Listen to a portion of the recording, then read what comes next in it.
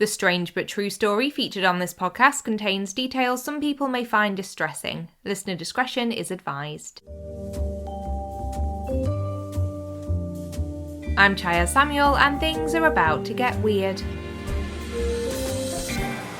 Hello, welcome to episode 26 of Things Are About to Get Weird. If you're a regular listener, thank you so much for tuning in for another instalment of the podcast, and if you're new, here's what you can expect from the show. Our episodes are dedicated to strange but true tales of all descriptions. I cover everything from shocking true crime cases full of bizarre twists and turns to the wild stories of people who have lived extraordinary lives. We also get spooky from time to time with tales of the paranormal or unexplained happenings and the odd weird phenomenon too. Essentially, I chat about the kinds of stories that you'd expect to hear if you were catching up with a friend and they asked you, "Want to hear something weird?" And I am so happy that you're here with me for the ride. Today, I have a real treat for you as this story has a little bit of everything. Scandal, glamour, fraud, and one very dramatic plot twist. This tale deserves to be turned into a movie. I actually can't believe it hasn't been already, and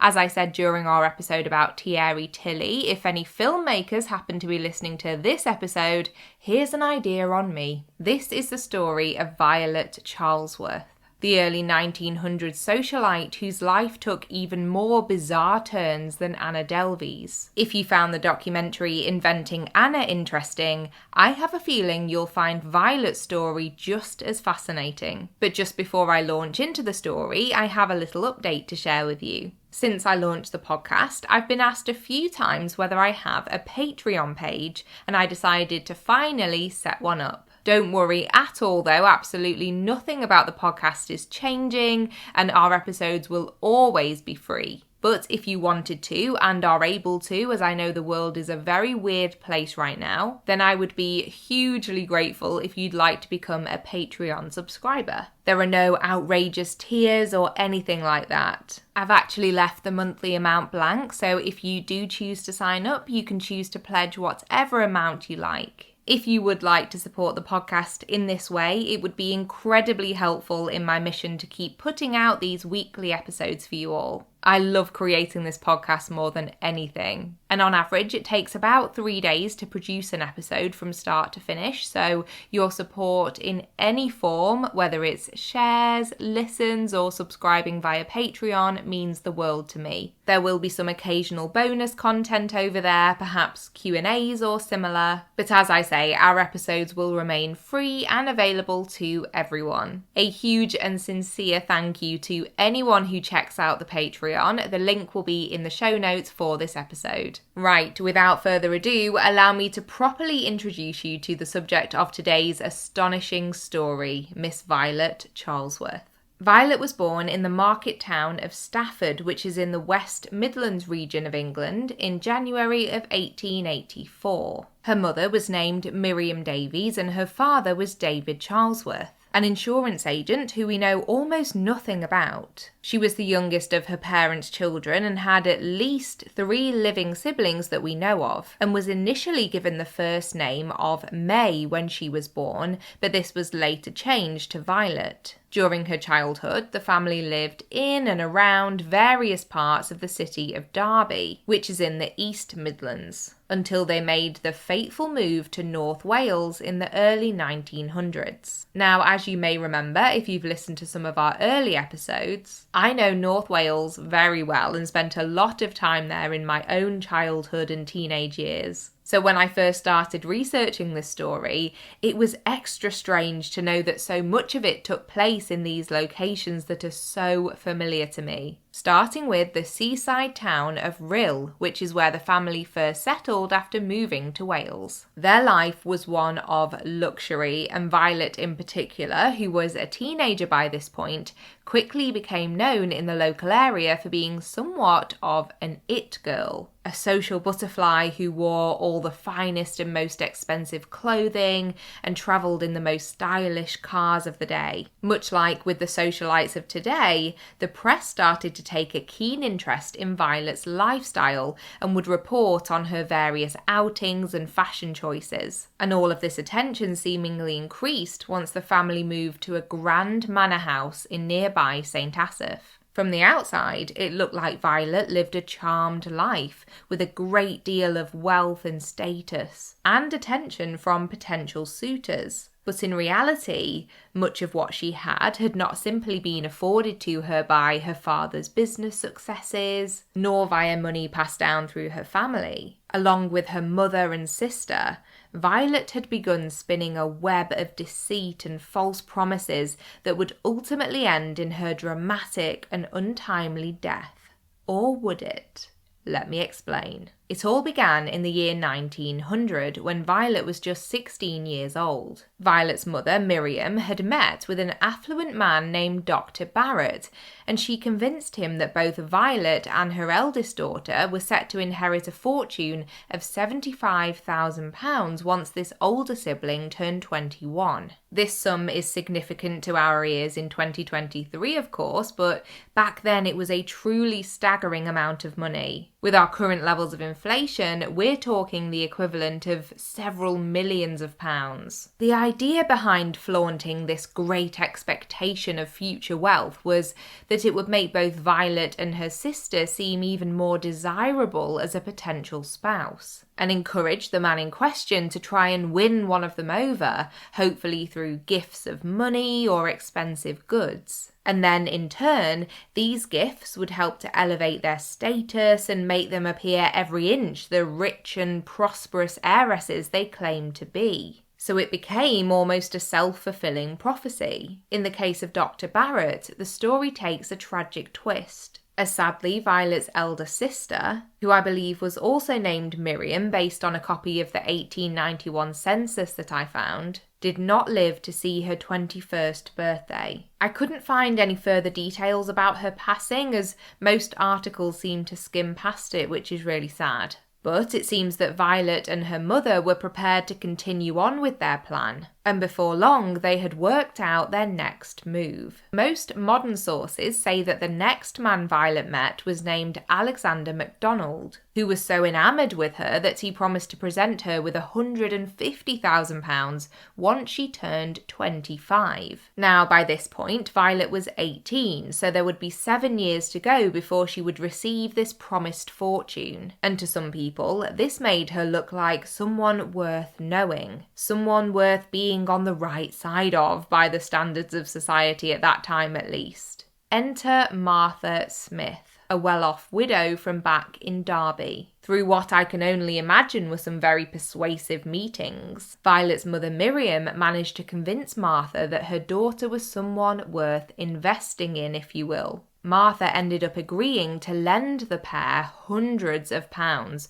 which today would be equivalent to thousands, presumably with the view of her being paid back with interest once Violet's projected fortune came to fruition. And much like with Anna Delvey, this money provided by Martha was enough to keep Violet and her family living the opulent lifestyle they liked to portray to others, who would then in turn spoil her by way of winning favour, and you can see how this cycle kept going and going and going, and it seemed that Violet was only spurred on by the success of these deceptions, and kept adding new benefactors into the mix. By around 1907-1908, the Charlesworth family had ended up setting up a shop in Rhyl, and it was at this time that the fabrications spread about Violet's prospects and status had become more outlandish than ever. The family started circulating the story that Violet was in fact the goddaughter of a famous British Army officer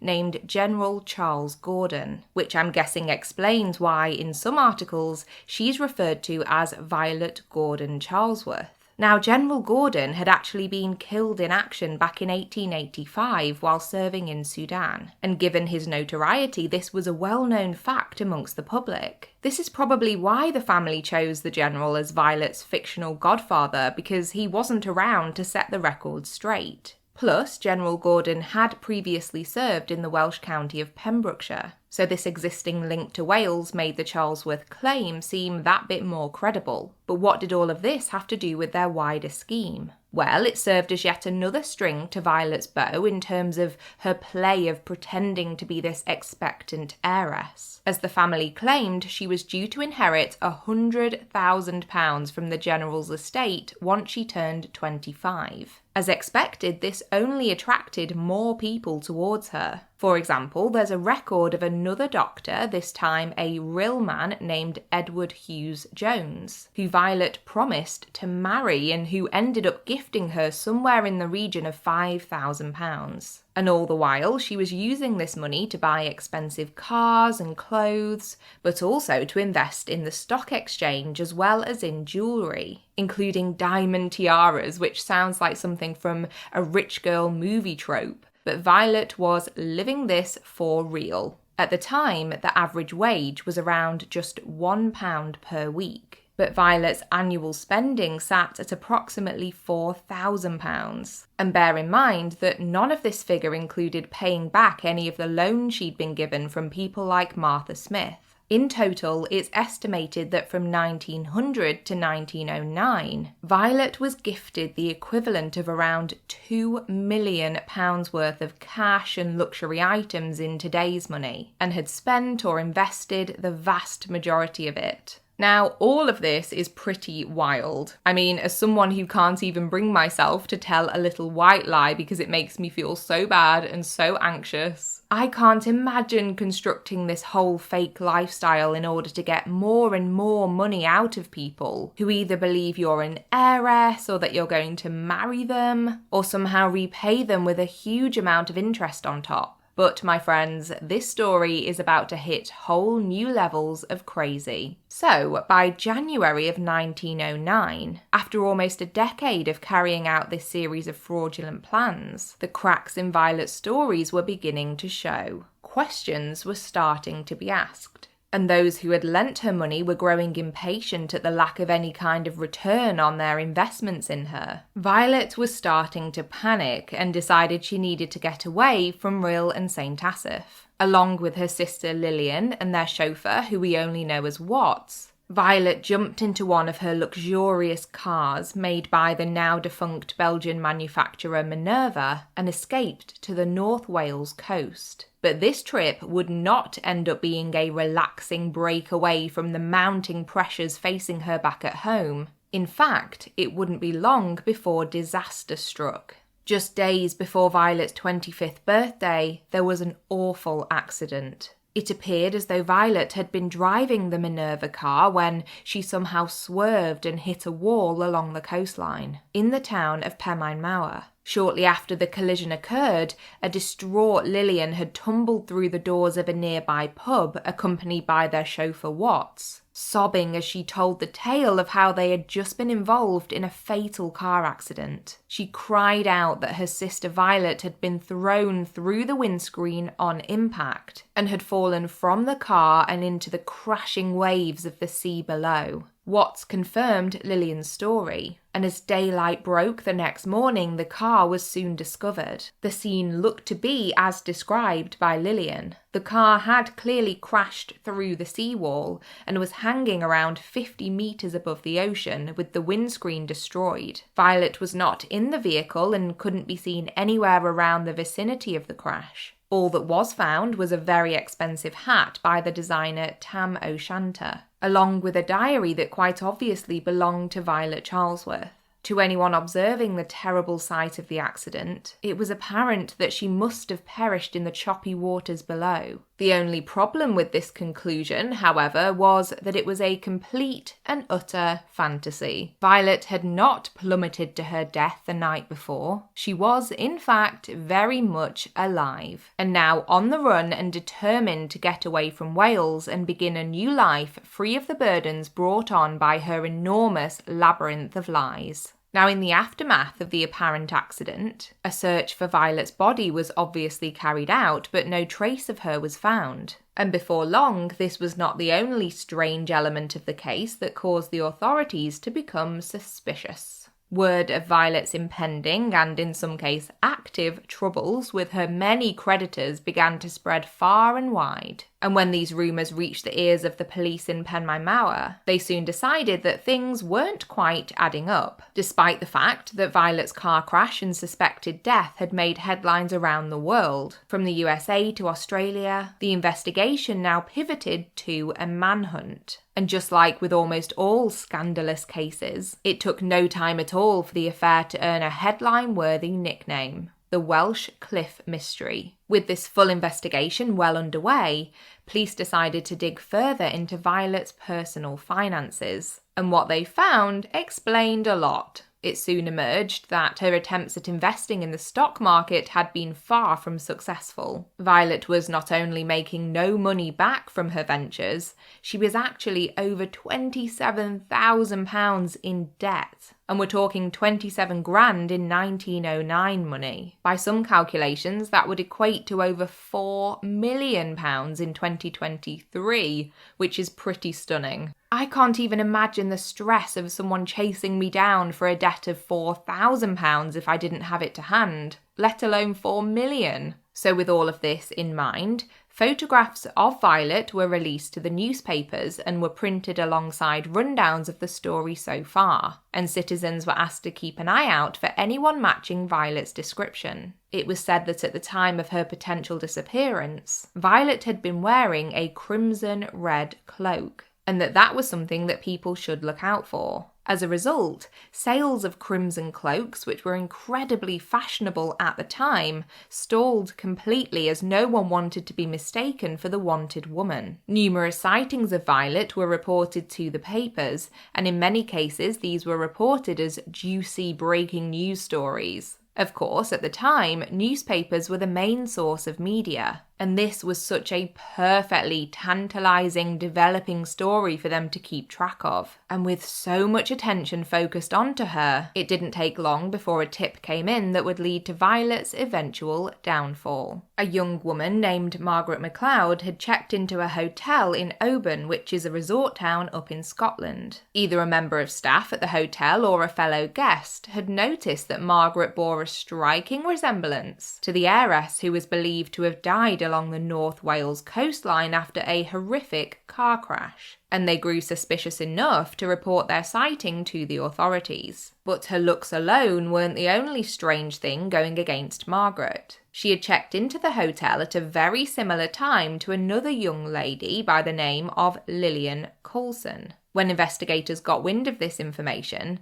they travelled to Oban to interview the pair, but proving their true identities ended up being trickier than they imagined. Lillian flat out refused to admit that she knew Margaret at all, let alone confirm that she was really her sister, and Margaret herself adamantly denied that she was in fact Violet Charlesworth. Although police were able to obtain letters which had been written by Margaret and confirm that the handwriting in them was bizarrely similar to samples of Violet's that they had in their possession, they didn't feel that they had quite enough evidence to arrest her. Clearly spooked by this encounter, the pair felt they'd had quite enough of being questioned in Oban and decided to hop on a train, together no less, to the city of Glasgow. When they arrived, they checked into the Central Station Hotel, sharing a room between them, which was as clear of an indication as any that the two were not in fact complete strangers. Now, if you were Margaret or Lillian, what would you have done next? Perhaps stayed in your hotel room, keeping a low profile until some of the heat on you lessened, or maybe even tried to move on to a new location as soon as possible. Well, not this pair. The two were spotted around the city multiple times, with reporters following them wherever they went, to the extent that when it was time for them to check out of the hotel, they actually used the service lift in an attempt to exit the building, and, I assume, continue on to a new and more secret destination undetected. But alas, this was not meant to be. Now, if I told you that it was a journalist from one particular newspaper who ended up hounding the duo so persistently that they were eventually able to not only intercept them, but convince them to go to Edinburgh and give multiple interviews, which publication would you guess they worked for? If you said the Daily Mail, you would be correct. I guess some things never really change, do they? Anyway, after arriving in Edinburgh, and after some further prodding from the press, it wasn't long before Margaret cracked. She admitted that she was the infamous Violet Charlesworth.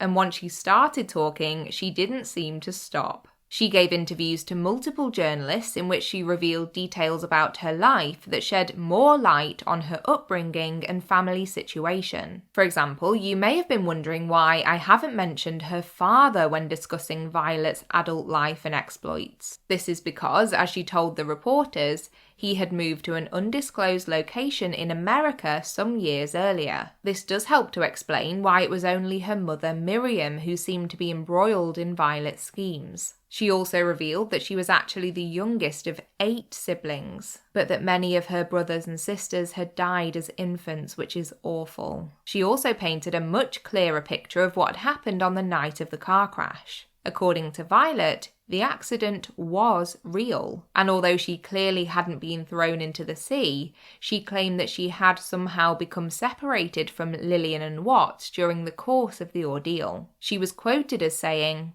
"I gave one wild look around, and then an impulse came into my head to get away from the horrible associations of the place." From the crash site, she walked to Conwy train station, which is definitely feasible. It's around 4 miles or 6 kilometres away, and she began her getaway from there. She was alone when she boarded a train from Conwy to Crewe, which is in the English county of Cheshire, which is actually my home county. And from Crewe, she went on to Scotland. It's not clear at what point Lillian joined her, and there are actually a few odd little inconsistencies with her too. For example, although Lillian and Violet are listed as sisters in their baptism records, in a census document they are noted as being cousins. It's not really important, but more so just mysterious, and makes me even more intrigued about Lillian and her motives for being so involved with this whole plot. Anyway, after the truth about Violet's dodgy dealings came to light, it's no surprise that she was arrested. But she wasn't the only member of her family to be accused in the string of frauds. Whilst Lillian was not implicated in any of the criminal proceedings, their mother Miriam was, and the pair stood trial accused of conspiracy to obtain money by false pretences, and, of course, actually gaining money by false pretences. During the course of the trial, a huge amount of evidence came to the fore, and amongst all of this were letters that Violet had sent to those she had fooled into thinking she was going to marry them. One of the letters that was presented as evidence was sent from Violet to the real doctor Edward Hughes Jones. In it, she wrote, "You ken well all my fortune, when I get it, will be yours as much as mine. It cuts me to the heart to ask you for money. I, who will have £7,000 a year and an estate. It is cruel, bitterly cruel, but it is all for love's sake. And now, Eddie, my own, ever your devoted and someday wife, Violet." Yikes. But despite all of the evidence, both Violet and Miriam pleaded not guilty, although I'm sure it will come as no surprise to find out that their plea was in vain. Both women were found guilty of the various counts of fraud in February of 1910 and were initially sentenced to 5 years of hard labour, although these sentences were eventually reduced to 2 years. Both Violet and Miriam were imprisoned in Aylesbury, which is a town in Buckinghamshire in England, and were eventually released in 1912, when it's believed they headed back up to Scotland to try and rebuild their lives. And it looks that they could have been successful in doing so, or at least in staying out of trouble and out of the public eye, as there are very few details available about what they did after being released from prison. All we do know is that, according to several sources, including an article on findmypast.co.uk, Miriam passed away in Lancashire in 1920, just 8 years after her release. And it's possible that Violet died in Stoke-on-Trent in 1957. The record relating to her death is in the name of May Charlesworth,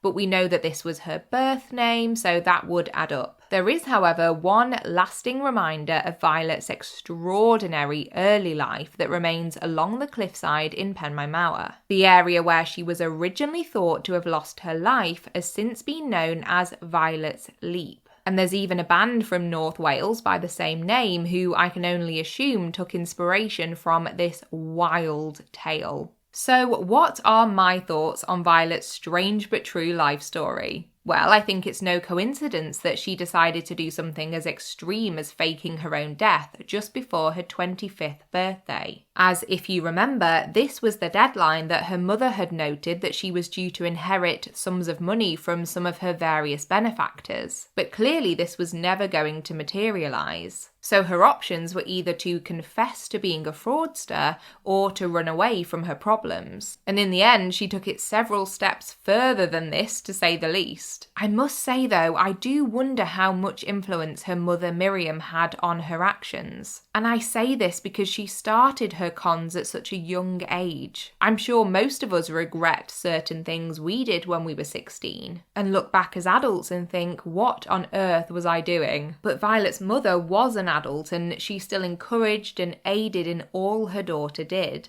So whilst I don't think Violet was innocent by any means, I think the pair did deserve the same level of punishment as one another. Of course, history remembers the beautiful socialite, not least because of the car crash element, but I think Miriam's role was also hugely significant. Also, I know I've mentioned Anna Delvey a few times, and if you have no clue who I'm talking about, I would definitely recommend either watching Inventing Anna or reading some of the many in-depth and fascinating articles about her. But it's pretty wild how many parallels there are between her and Violet. Anna never faked her own death, of course, but it's the whole idea of lying and defrauding people in order to raise their social status. And the further into it they got, the more people believed them. And so the more money came their way from investors of one kind or another. Both were glamorous, aspirational figures in their respective social circles, and seemed to be motivated by building lives of luxury for themselves.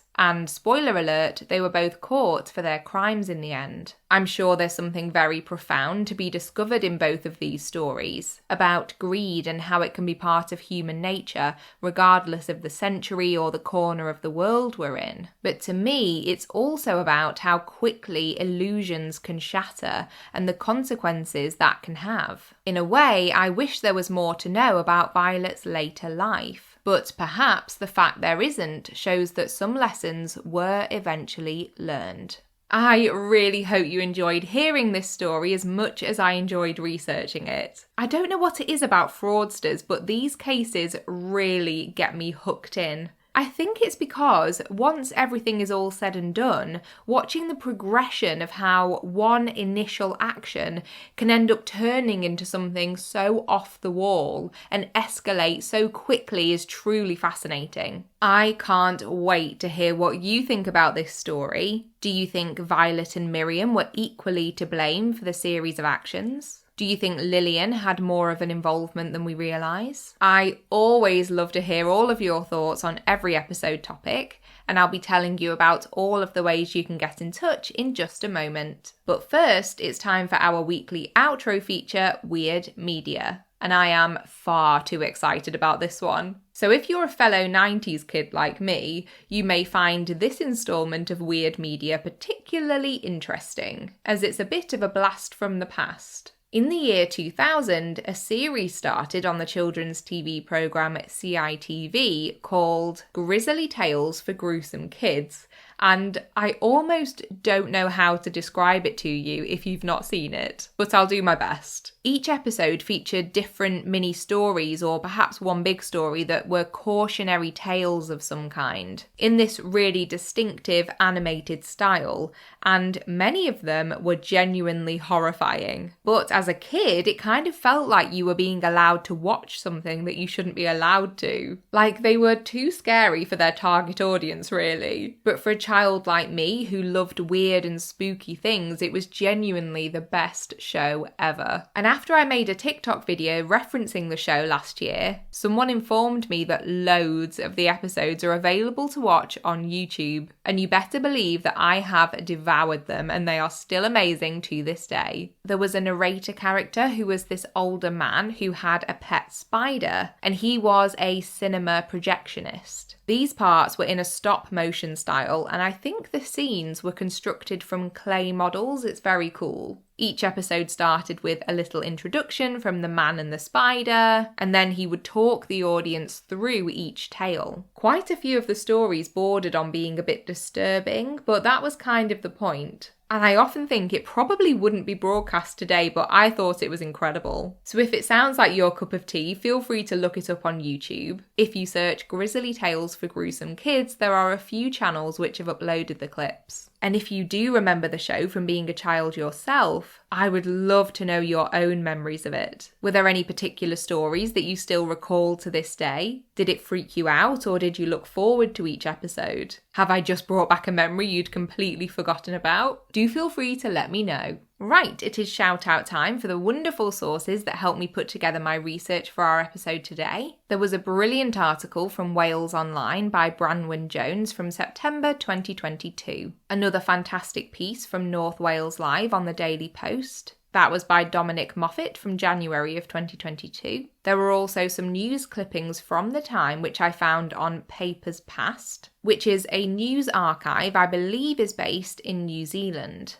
And then there was that great article from findmypast.co.uk, which is a genealogy and records website. So there are multiple ways you can get in touch on social media. We have both the private discussion group and main podcast page on Facebook. If you search Things Are About to Get Weird on there, you'll find both of those, and you can request to join the private group. On Instagram, our handle is @ThingsGetWeirdPodcast, and on Twitter, it's @AboutToGetWeird. Then, of course, you can always pop me an email at thingsgetweirdpodcast@gmail.com with all of your thoughts and your own weird and wonderful stories too. And finally, there's the new edition of our Patreon, which, as I mentioned, will be linked in the show notes for this episode. If you're enjoying the podcast, I would be massively grateful for a rating or review wherever you listen. I know there's a star rating system on Spotify and you can do written reviews on Apple Podcasts, but I'm sure most other podcast players have something similar too. So anything at all along those lines is super helpful. A huge thank you to anyone who shows their support for the podcast this way,